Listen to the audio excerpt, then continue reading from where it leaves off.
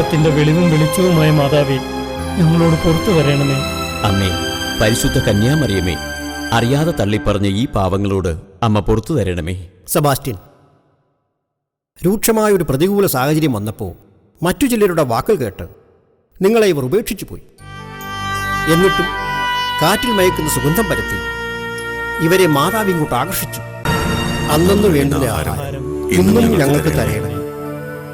ഞങ്ങൾ തെറ്റ് ചെയ്യുന്നവരോട് ഞങ്ങൾ കൊടുക്കുന്നത് പോലെ ഞങ്ങളുടെ തെറ്റുകൾ നീ ഞങ്ങളോടും കൊടുക്കണമേ.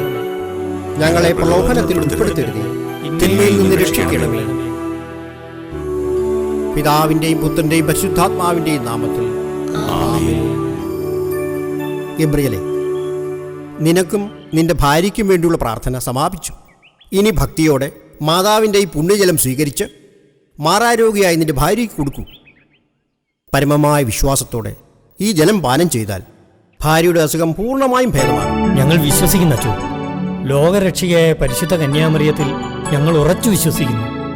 അമ്മയുടെ പ്രത്യക്ഷത്താൽ ഉറവയെടുത്ത ഈ പുണ്യജലം എൻ്റെ ഭാര്യയുടെ അസുഖം തീർത്തും മാറ്റിത്തരുമെന്ന് ഞങ്ങൾ വിശ്വസിക്കുന്നു. നിന്റെ വിശ്വാസം നിന്റെ രക്ഷയായിരിക്കട്ടെ. സെബാസ്റ്റ്യൻ, നിന്റെ കൈകൾ കൊണ്ട് തന്നെ എടുത്തു കൊടുക്കും.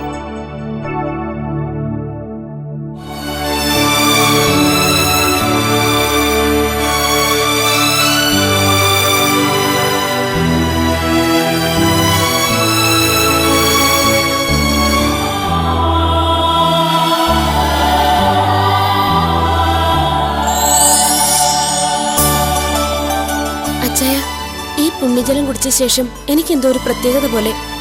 എന്റെ മാതാവേ, മാതാവേ,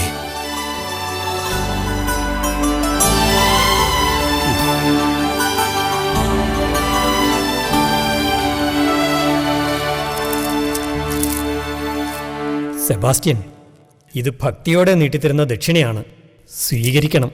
അരുത്. പണം നീട്ടിക്കാണിച്ച് ഈ പുണ്യജലത്തിന് വില നിശ്ചയിക്കരുത്.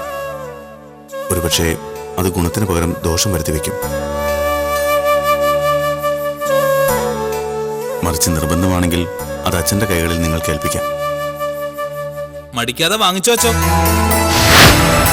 ഇത്തരത്തിൽ കിട്ടുന്ന കാഴ്ചയും നേർച്ചയും ഒക്കെയാണല്ലോ പള്ളിക്കും അതിനോട് ബന്ധപ്പെട്ട ഈ വക പ്രത്യക്ഷക്കാർക്കും സുഖിച്ച് ജീവിക്കാനുള്ള മാർഗം തെളിയിച്ചു കൊടുക്കുന്നത്. മടിക്കണ്ട, വാങ്ങിച്ച് മറ്റാരും അറിയാതെ രഹസ്യത്തിൽ പങ്കുവച്ച് വീതം പറ്റിക്കോ. എബി, എന്തൊക്കെയാ നീ വിളിച്ചു പറയുന്നത്? മനസ്സിൽ തോന്നിയ സത്യം എന്നല്ലാണ്ട് എന്താ പറയേണ്ടത്? അല്ലെങ്കിൽ മനുഷ്യനെ പറ്റിക്കുന്ന ഈ വക ഏർപ്പാടുകൾക്ക് അച്ഛനെ പോലൊരാൾ കൂട്ടുനിൽക്കുമായിരുന്നോ? എബി, വേണ്ട.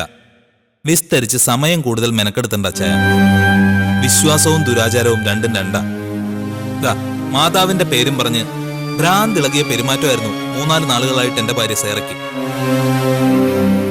തിരികെ ഇങ്ങോട്ട് വന്ന് മാതാവിന്റെ ഇവിടത്തെ പ്രത്യക്ഷം സത്യമാണെന്ന് തെളിയിച്ച് ബോധ്യപ്പെടുത്തണം അത്ര ഇവൾക്ക്. അതിനാ നിർബന്ധം പിടിച്ച് എന്നോടൊപ്പം ഇവള് വന്നത്. പക്ഷേ ആ ബോധ്യപ്പെടലിന് കൂടെ നിൽക്കാൻ എനിക്ക് സമയവും സൗകര്യവും തരപ്പെടില്ല.